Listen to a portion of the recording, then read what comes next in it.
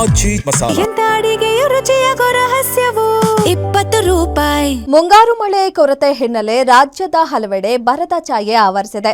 ಗ್ರಾಮ ತೊರೆದು ದೊಡ್ಡ ನಗರಗಳತ್ತ ಮುಖ ಮಾಡಿದ್ದಾರೆ ಗ್ರಾಮಸ್ಥರು.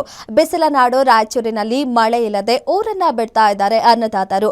ಹಳ್ಳಿಯ ಮನೆಗೆ ಬೀಗ ಹಾಕೊಂಡು ಗೂಳೆ ಹೊರಟಿದ್ದಾರೆ ಹೋಗನಹಳ್ಳಿ ಜನ.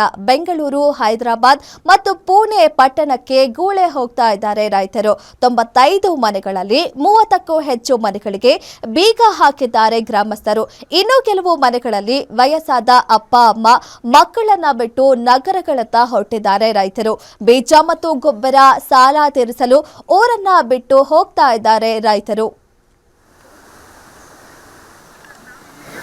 ಮಳೆ ಇಲ್ಲದೆ ಬರಗಾಲ ಇರುವಂಥ ಹಿನ್ನೆಲೆಯಲ್ಲಿ ಸಾಕಷ್ಟು ಹಳ್ಳಿಗಳಲ್ಲಿ ಇವತ್ತು ಏನು ಹೊಲದಲ್ಲಿ ಕೆಲಸ ಇಲ್ಲದೆ ಮಳೆ ಇಲ್ಲದೆ ಕೂಡ ಇವತ್ತು ಊರು ಬಿಟ್ಟು ಹೋಗಿ ಗುಳೆ ಹೋಗುವಂಥ ಪರಿಸ್ಥಿತಿ ಎದುರಾಗಿರುವಂಥದ್ದು. ಇವತ್ತು ನಾವು ರಾಯಚೂರು ತಾಲೂಕಿನ ಹೂಗನಹಳ್ಳಿ ಗ್ರಾಮದಲ್ಲಿ ಕೂಡ ಇರುವಂಥದ್ದು. ಏನು ಇಲ್ಲಿ 95ಕ್ಕೂ ಅಧಿಕ ಕುಟುಂಬಗಳು ಇಲ್ಲಿ ವಾಸವಿರ್ತಾರೆ. ಆದರೆ ಈ ಗುಳೆ ಹೋಗುವಂಥ ಪರಿಸ್ಥಿತಿ ಬಂದಂಥ ಹಿನ್ನೆಲೆಯಲ್ಲಿ, ಯಾಕಂದರೆ ಮಳೆಗಾಲದಲ್ಲಿ ಸರಿಯಾದ ಮಳೆ ಇಲ್ಲದೆ ಕೂಡ ಇವತ್ತು ಹೊಲದಲ್ಲಿ ಬೆಳೆಗಳು ಕೂಡ ಇಲ್ಲ. ಇದರಿಂದಾಗಿ ಏನು ಒಂದು ಹೊರ ರಾಜ್ಯಕ್ಕೆ ಮತ್ತು ರಾಜ್ಯಗಳಿಗೆ ದೊಡ್ಡ ದೊಡ್ಡ ನಗರಗಳತ್ತ ಕೂಡ ಇವತ್ತು ಜನರು ಸಾಗಿದ್ದಾರೆ ಅಂತಲೇ ಹೇಳ್ಬೋದು. ಎಲ್ಲ ಮನೆಗಳಿಗೂ ಕೂಡ ಬೀಗಗಳು ಹಾಕ್ಕೊಂಡು ಏನು ಸಾಕಷ್ಟು ಜನರು ಕೂಡ ಇವತ್ತು ಊರು ಬಿಡುವಂಥ ಪರಿಸ್ಥಿತಿ ಎದುರಾಗಿದೆ ಅಂತ ಹೇಳ್ಬೋದು. ಇದು ಹೂಗನಹಳ್ಳಿ ಗ್ರಾಮದಲ್ಲಿ ಕೂಡ ರಾಯಚೂರಿಗೆ ಕೇವಲ ಒಂದು 20 ಕಿಲೋಮೀಟರ್ ಇದ್ದರೂ ಕೂಡ ಇವತ್ತಿಗೆ ಇಲ್ಲಿ ಸರಿಯಾದ ರೀತಿಯಾದಂಥ ಮೂಲ ಸೌಕರ್ಯಗಳು ಇಲ್ಲದೆ ಕೂಡ ಈ ಗ್ರಾಮ ವಂಚಿತವಾಗಿದೆ ಅಂತಲೇ ಹೇಳ್ಬೋದು. ಇದರಿಂದಾಗಿ ಏನು ಇಲ್ಲಿ ಕೇವಲ ಕೆಲವು ಕುಟುಂಬಗಳಿಗೆ ಅರ್ಧ ಎಕರೆ 1 ಎಕರೆ ಹೊಲಗಳು ಇರುವಂಥ ಹಿನ್ನೆಲೆಯಲ್ಲಿ, ಅದು ಮಳೆ ಬೆಳೆ ಸರಿಯಾಗಿ ಆಗದೇ ಇರುವಂಥ ಹಿನ್ನೆಲೆಯಲ್ಲಿ ಇವತ್ತು ಗುಳೆ ಹೋಗುವಂಥ ಪರಿಸ್ಥಿತಿ ಕೂಡ ಈ ಗ್ರಾಮಕ್ಕೆ ಬಂದಿರುವಂಥದ್ದು.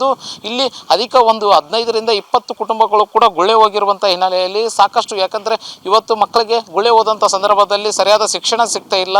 ಇಲ್ಲಿ ಮಕ್ಕಳಿಗೆ ಒಂದು ವಿದ್ಯಾಭ್ಯಾಸದ ಕೊರತೆ ಆಗುತ್ತೆ. ಸಾಕಷ್ಟು ಅವರು ಅಲ್ಲಿರುವಂಥ ಪೋಷಕರು ಕೂಡ ಒಂದು ರೀತಿಯಾಗಿ ತಮ್ಮ ಹೊಟ್ಟೆಪಾಡು ನೋಡ್ಕೋಬೇಕು ಹೊರತಾಗಿ ಮತ್ತು ಇಲ್ಲಿ ಮಕ್ಕಳಿಗೆ ಸರಿಯಾದ ಎಜುಕೇಷನ್ ಮತ್ತು ತಮ್ಮ ಜೀವನ ರೂಪಿಸದೇ ಆಗದೆ ಕೂಡ ಸಾಕಷ್ಟು ಕುಟುಂಬಗಳು ಕೂಡ ನೊಂದಿರುವಂಥದ್ದು. ಇದರ ಜೊತೆಗೆ ಅಲ್ಲಿರುವಂಥ ಗ್ರಾಮಸ್ಥರು ಕೂಡ ನಮ್ಮ ಜೊತೆಗೆ ಇದ್ದಾರೆ. ಅವ್ರನ್ನೇ ಮಾತಾಡಿಸುವಂಥ ಪ್ರಯತ್ನ ಮಾಡ್ತೇನೆ. ಸರ್, ಇವಾಗ ಮಳೆ ಇಲ್ಲ, ಗುಳೆ ಹೋಗುವಂಥ ಪರಿಸ್ಥಿತಿ ಎದುರಾಗಿದೆ ಬರಗಾಲ. ಸರ್, ಯಾವ ರೀತಿ ಕಷ್ಟ ಆಗ್ತಾ ಇದೆ ಸರ್?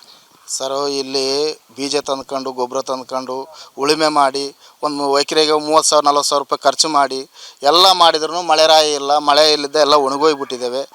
ಮಕ್ಕಳನ್ನ ಎಲ್ಲ ಮುದುಕರನ್ನ ಹಿರಿಯವ್ರನ್ನ ದೊಡ್ಡವ್ರನ್ನ ಇಲ್ಲಿ ಬಿಟ್ಟು ಒಬ್ರಿಗೆ ಒಪ್ಪಿಸ್ಬಿಟ್ಟು ಮಕ್ಕಳು ಕರ್ಕೊಂಡು ಹೈದರಾಬಾದು, ಬೆಂಗಳೂರು ಅವೆಲ್ಲ ಓಡ್ತಾ ಇದ್ದಾರೆ ಸರ್. ಗುಳೆ ಹೋಗ್ತಾ ಇದ್ದಾರೆ.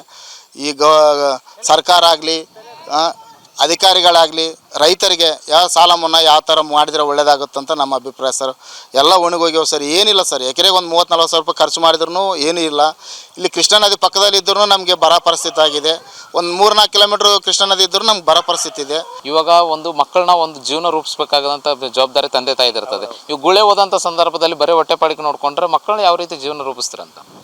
ಸರ್, ಈಗ ಏನಾಗಿದೆ ಅಂತಂದರೆ ರೈತರೆಲ್ಲ ಸ್ವಲ್ಪ ಸಾಲ ಪಾಲ ಮಾಡಿ ಬೀಜ ತಂದು ಉಳಿವಿ ಮಾಡಿದ್ದಾರೆ. ಮಳೆ ಇಲ್ಲದ ಕಾರಣ ಇದ್ದದೆಲ್ಲ ಸಾಲದಲ್ಲಿ ಮತ್ತೊಂದು ಊರಿ ಸಾಲನ ಜಾಸ್ತಿ ಮಾಡಿಕೊಂಡು ಈಗ ಬೆಂಗಳೂರು, ಗುಲ್ಬರ್ಗ, ಹೈದರಾಬಾದ್ ಹೋಗಿಬಿಡ್ತಾರೆ ಸರ್. ಮನೆಯನ್ನು ಕೀಲಾಕಿ ಓದೋ ವಯಸ್ಸಿನಲ್ಲಿ ಹುಡುಗರನ್ನು ಕರ್ಕೊಂಡೋಗಿ ಅವ್ರನ್ನ ಕಳಿಸ್ಬಿಡಿಸೋ ಪರಿಸ್ಥಿತಿ ಬಂದುಬಿಡಿ ಸರ್. ಈಗ ಏನು ಸರ್ಕಾರಗಳು ಈ ಜವಾಬ್ದಾರಿಯನ್ನು ಬರವನ್ನು ಘೋಷಣೆ ಮಾಡಬೇಕು. ಅಲ್ಲಿರುವಂಥ ಸಾರ್ವಜನಿಕರಿಗೆ ಒಂದು ಅನುಕೂಲ ಮಾಡಿಕೊಟ್ರೆ ಮಾತ್ರ ಮಕ್ಕಳ ಜೀವನವನ್ನು ರೂಪಿಸೋಕ್ಕೆ ಮುಂದಿನ ದಿನಗಳಲ್ಲಿ ಅನುಕೂಲ ಆಗುತ್ತೆ. ಇಲ್ಲಾಂತಂದರೆ ಬರೀ ಹೊಟ್ಟೆಪಾಡಿಗಾಗಿ ಹೊರ ರಾಜ್ಯಗಳಿಗೆ ಮತ್ತು ಏನು ದೊಡ್ಡ ದೊಡ್ಡ ನಗರಗಳಿಗೂ ಹೋಗಿ ಬರೀ ಹೊಟ್ಟೆಗಾಗಿ ದುಡಿಬೇಕಾಗುತ್ತೆ ಎನ್ನುವಂಥದ್ದು ಇಲ್ಲಿರುವಂಥ ನೋವಿನ ಮಾತು ಇಲ್ಲಿ ಗ್ರಾಮಸ್ಥರು ಹೇಳ್ತಾ ಇರುವಂಥದ್ದು. Anil Kumar, guarantee news, Raichur.